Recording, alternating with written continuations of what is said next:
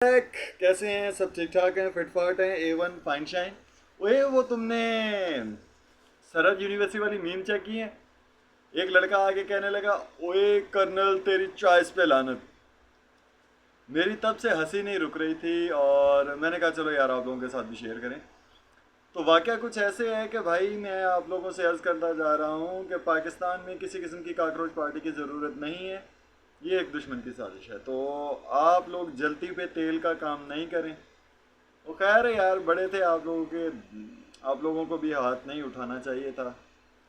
Voting trolling ये सब कुछ ऑनलाइन हद तक तो ठीक है, लेकिन जिस तरह से वाकया हुआ इस तरह से होना नहीं चाहिए था। अगर हो गया है तो खैर है, जिसका कसूर है वो इन्वेस्टिगेशन चल रही है, वो पाक फौज भाई खुद ही देख लेगी।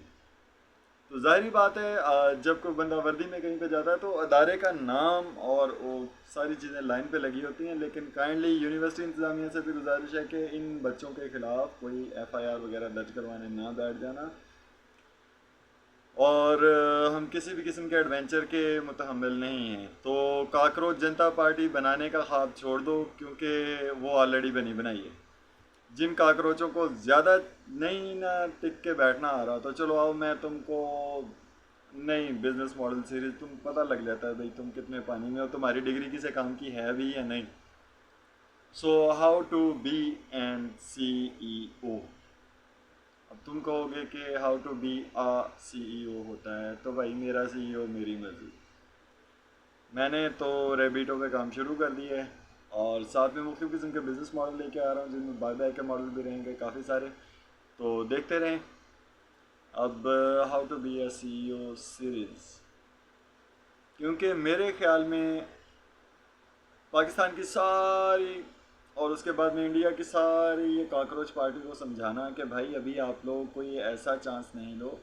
इंडिया में उनको सपोर्ट करना इसलिए ज़रूरी है कि इस वक्त जो जंग के हालात हैं वो सारी की सारी जो बकचोदी है वो इंडिया बैठ के दे रही है। क्योंकि मोदी ने मैं उसको कहूँगा blow job party. Blow job party इसलिए कि भाई जब भी मोदी ने कहा कि भाई करप्शन करने का दिल करता है, तो आगे से इनके आर्मी चीफ के साथ उसकी सेटिंग है। उसने बोला चल ठीक है, अपना अभिनंदन इधर भरवा के मरवा दिया। बाद में इन लोगों ने क्या किया, राफेल राफेल आ गए। राफेल को टेस्ट करना ज़रूरी है क्या?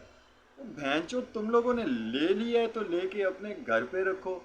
हम लोगों ने भी तो JF-17 थंडर लेके रखे हैं ना, कितने सारे थे, हुआ कुछ? उखाड़ लिया क्या?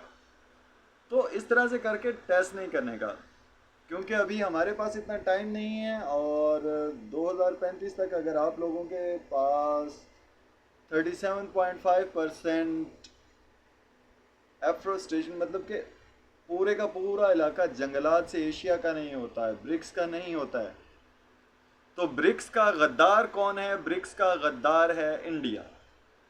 तो वहाँ पे वायलेंट वाला अगर उन्होंने करना है तो करें, क्योंकि भाई तुम्हारे ब्राह्मणों के चक्कर में आके तो हम लोग इधर आए 47 में। अगर तुम लोग अच्छे से रहते, ये तुम्हारा कौन सा है, शूद्र वेद खश्त्री ये इस तरह करके, और वो एक ब्राह्मण आ जाते हैं, 4-5 हैं, तो तुम्हारा सनातन धर्म बस इतना सा है कि एक लुगाई चार ने मिलके पेल ली। वो कौरवों और पांडवों वाला, 4 थे 5 थे 10 थे, कितने थे वो गिनती मेरे को अभी मालूम नहीं।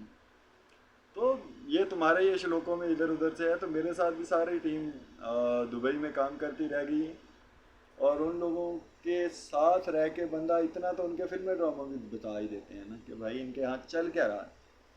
तो तुम लोग क्लास कल्चर लेके जो चल रहे हो, वही क्लास कल्चर अब यहाँ पे आके हमारे वालों ने बड़े बुरे अंदाज में पकड़ लिया। तो सिर्फ पाकिस्तान में एक क्लास कल्चर है यार, ये थोड़ा गंदी हालत में है, और उससे हटके किसी भी किस्म के इंकलाब की कोई ज़रूरत बाकी नहीं है। और वो इसलिए नहीं है कि आपको अगली वीडियो देखनी पड़ेगी।